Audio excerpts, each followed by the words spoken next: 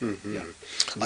Okay, thank you. Now I understand that. So he doesn't only target those countries which are economically good, or I was going to say physically fit, Powerful. yes, powerful, Yeah. socially good, Yeah. but also I think spiritually. Spiritually, yeah. Spiritually. So that's why maybe you also took the journey to go to Iraq, a country of a small number of Catholics. Catholics, yeah. Yeah. Now, how this visit strengthened the faith of local communities?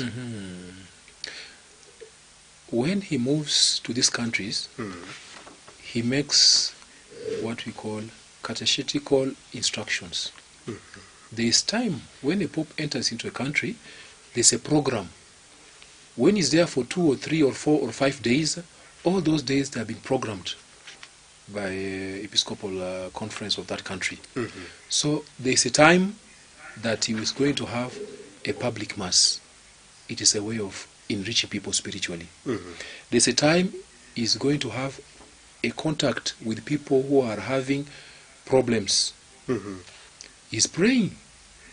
He's healing. There's healing when the popes visit. Yeah, it's only that maybe we don't have so many testimony, but from the people that I have met who have had that contact with the Pope, and they have that privilege maybe even of being next to him when he's passing by, we have testimonies of miracles. People who have been testifying how they have received miracles through the visit of Pope. So the first element is public mass, where he's going to celebrate Eucharistic celebration, which is a very fundamental element in Pope's visit, because I don't think if he can visit a country without having mass, public mass. And the second thing is that he's going to make a little bit of catechetical teaching to the bishops of the country, to Christians, lay people. You will have that time of meeting them, and also sometimes he's also going to meet religious and also political leaders of the country. So when he meets those political leaders, religious leaders, and lay people, all this is going to strengthen their spiritual nourishment. It's a way of strengthening their spiritual well-being and also their social well-being, because he's a father. He's a Holy Father. He's coming to inculcate us. Is going to give us some spiritual and also some ways of moral behavior and moral virtues. Yeah. And it's also a way of promoting also the Catholic faith, because the moment it's moving also, the number of Catholics also is going to increase. There are some people, just by seeing the Pope coming, is enough to tell them, my friend, go back to your mother church. This is your mother church. Yeah. So maybe you that's will go why, move around wherever you are going, but at the end of the day, you will come back. This is your church. Those of us who have gone out, we call them prodigal sons and daughters. So when they are prodigal sons and daughters, we don't have any problem. We know that one day they are going to come back. Yeah. Can I say that that is why he's going also to visit Belgium, some countries of Europe? Yeah. Yeah, for example, Belgium, where we have the problem of euthanasia. The euthanasia, that means the government accepted that you can terminate just choose your life, life of just to terminate your life, which is not accepted in the Bible. Yeah, we don't accept that somebody, by his own willing or by the willing of the family, can terminate the life of somebody.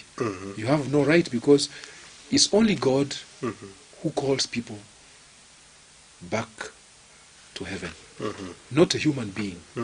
We have no power to terminate the life of somebody, because it's the Creator who has power over you and me.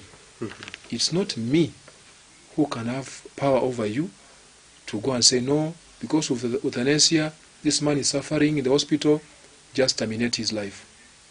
So when he's going there, in those countries, it's because the people who are with him, the College of Bishops, they have brought out a point or an aspect that is not in moral line with the Catholic teaching. And he goes there to try and remind political leaders and trying to remind the religious leaders, whatever you are doing, the laws you are bringing out are not good.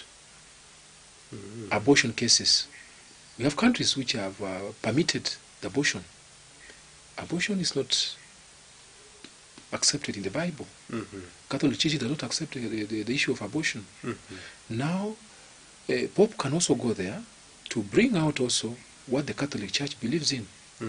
They may stand, they may have their own point of view, but by the fact that the Bishop, the Bishop of Rome, which is the Pope, the Holy Father, goes there to tell them exactly what they are supposed to do, it's a way of also bringing out and giving people the moral aspect of life that they are supposed to be following and observing.